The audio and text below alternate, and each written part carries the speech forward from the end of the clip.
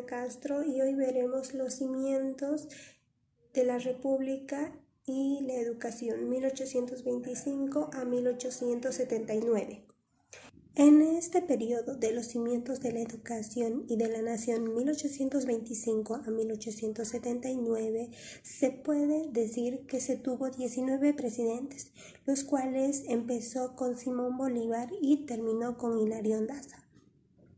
En esta época lo más renombrante es que se disputaba entre el poder entre caudillos y letrados, los cuales caudillos militares fueron los principales en estar en el poder y solo unos cuantos letrados. Principales hechos políticos. En el año 1825, el 13 de agosto, la Asamblea dictó que el régimen unitario se divida en 3 poderes, los cuales serían el poder ejecutivo, el poder legislativo y el poder judicial. Estos tendrían que luchar por el bienestar de todos los habitantes del país. Confederación Perú-Boliviana. El 28 de octubre de 1836 se ratificó la Confederación Perú-Boliviana, nombrando como principal protector a Andrés de Santa Cruz. Esto hizo que los vecinos países tomaran represalias contra estos dos países, lo cual quisieran que esta confederación después se deshaciera. Política agraria. El 28 de febrero de 1863 se hizo realidad uno de los sueños de Bolívar, lo cual era devolverles a los campesinos las tierras que ellos mismos trabajaban. Al darles ese derecho se termina la esclavitud de ellos mismos y así empieza a darles derechos tanto políticamente, social y sobre todo en la educación. Funcionamiento político en el marco de la democracia. Se puede decir que sí hubo un funcionamiento político democrático por muchos presidentes, ya que trabajaban por los pobladores en el país, pero hubo otros que solo pensaron en ellos mismos y su bienestar. En la constitucionalidad versus golpes de Estado se tuvo 14 presidentes constitucionales, los cuales fueron unos elegidos por el pueblo y otros fueron interinos, y 5 presidentes que entraron por golpe de Estado. Durante esta época se puede decir que la mayoría de los gobernantes abrazaban una ideología liberal y solo unos cuantos proteccionistas. Buenas tardes a todos, mi nombre es Nelly Relos de Amparo. Vamos a hablar ahora de la sistematización económica de Bolivia. Después de las revoluciones se crea la República de Bolivia el 6 de agosto de 1825. Los gobiernos, desde su inicio, desde 1825 hasta 1879, son militares en su mayoría. También son reformistas, son liberales, republicanos, y estos tuvieron conflictos con el ascenso al poder. En ese entonces, el gobierno de Bolívar, tuvieron conflictos con la economía de Bolivia, ya que nos encontrábamos, ¿no?, en un momento terrible, donde los militares, los reformistas, los liberales y los republicanos tuvieron conflictos por el ascenso al poder, que no había entrada de alimentos y demás cosas. Desde que Bolívar gobernó, lo llamaron padre y protector de La Plata, pese a que era presidente del Alto Perú. Bolívar no podía estar a disposición de ambos países, así que terminó por dar más prioridad al Perú, Bolivia hasta entonces iba de mal en peor en la economía, porque estaba descuidado el país de Bolivia. Entonces, Bolívar se ocupó de conservar el tamaño y el peso de la moneda. ¿Y de qué manera ha logrado conservar el peso y el tamaño de la moneda? Pues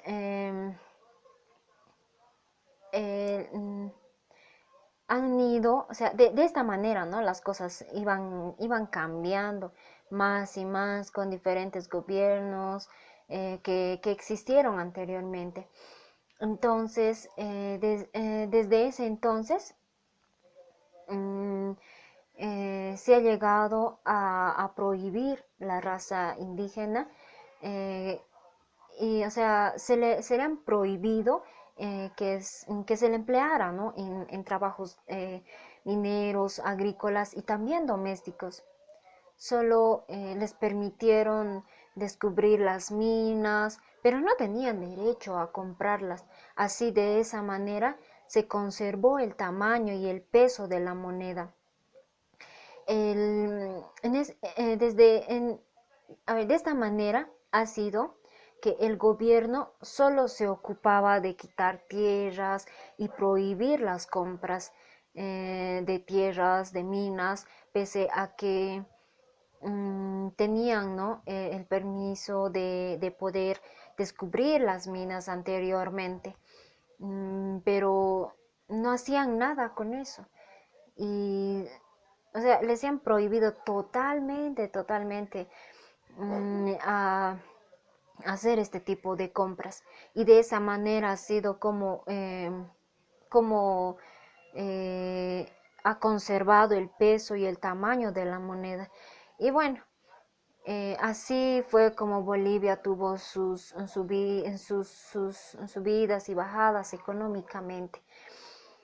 Entonces, en todo este periodo, ¿no? Desde 1825 a 1879, ha habido no tantos buenos momentos, se podría decir, más malos momentos, ¿no? Porque también ha llegado un momento donde se ha llegado a prohibir totalmente la entrada de alimentos, de todo este tipo de cosas. Y como se puede ver en la actualidad también, ¿no? Eh, Hay muchas cosas que cuando eh, se prohíben las entradas de los alimentos y de otras cosas más, entonces Bolivia es el pueblo, es el que sufre. Licenciado, buenas tardes, compañeros, muy buenas tardes. Mi nombre es Alexander Peña Poquiviqui y yo les vengo a hablar de las situaciones sociales que vivió nuestro país Bolivia en los cimientos, en su fundación, en la época republicana, ¿no? Yo les voy a hacer un énfasis de todo lo que es clases sociales, hechos socioculturales, acontecimientos y demás. Situación social. En el periodo de los cimientos de la nación, 1825 a 1879, sucedieron varios acontecimientos importantes en el transcurso de este periodo, hechos que acontecieron y aportaron en el desarrollo sociocultural en la historia de Bolivia, hechos que recalcan un mejor estudio de un paradigma sociocrítico de la sociedad en sus ámbitos políticos, religiosos, económicos y sociales. Como principal acontecimiento importante tenemos el 6 de agosto de 1825, se proclama la República de Bolivia y se suscribe en el primer Congreso Nacional el Acta de la Independencia, sin vínculo alguno con otras naciones vecinas y sin dependencias de ningún tipo.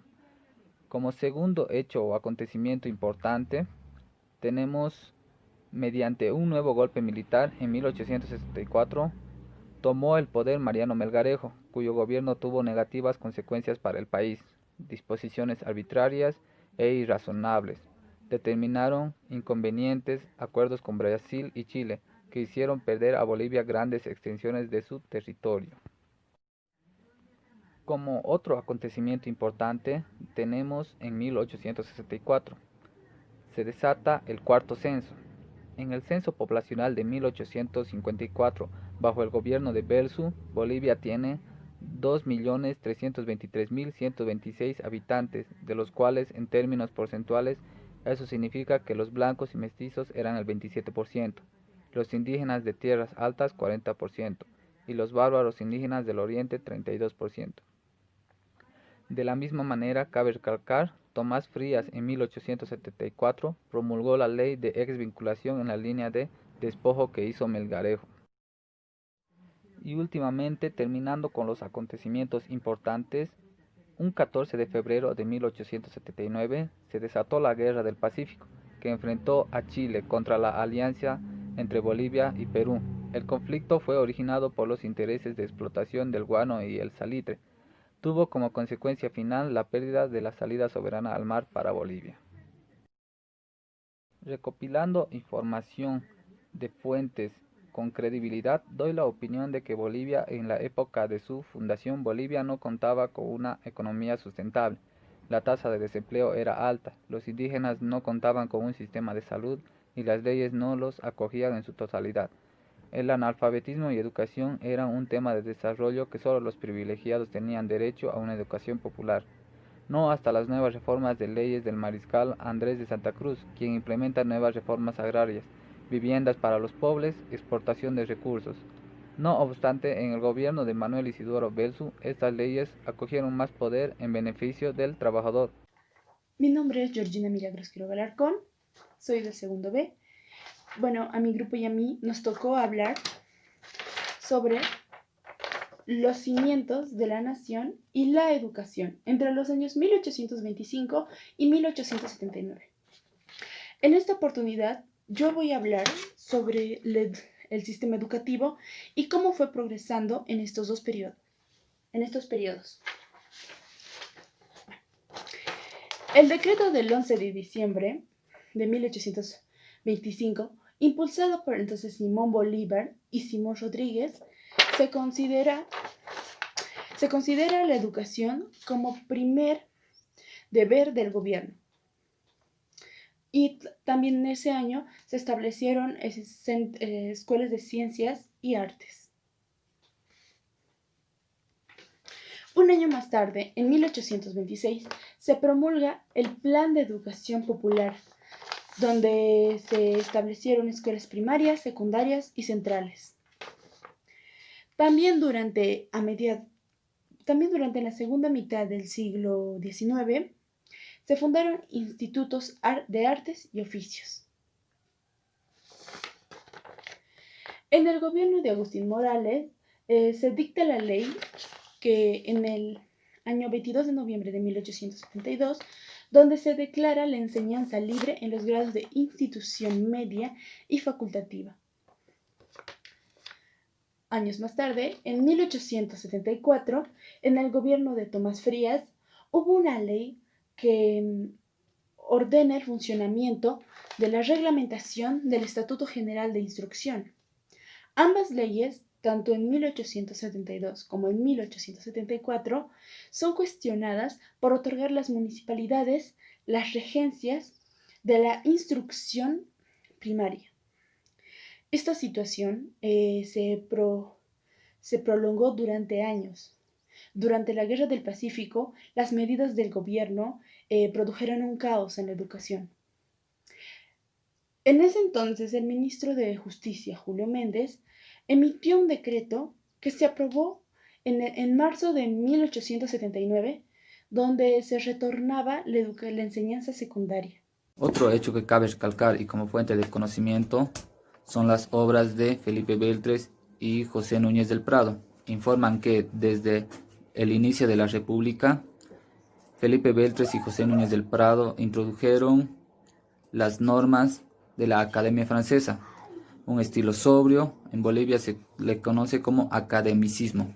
Se construyeron así en La Paz el Teatro Municipal en 1832 a 1845 y el Palacio de Gobierno en 1845 a 1852, obras de José Núñez del Prado.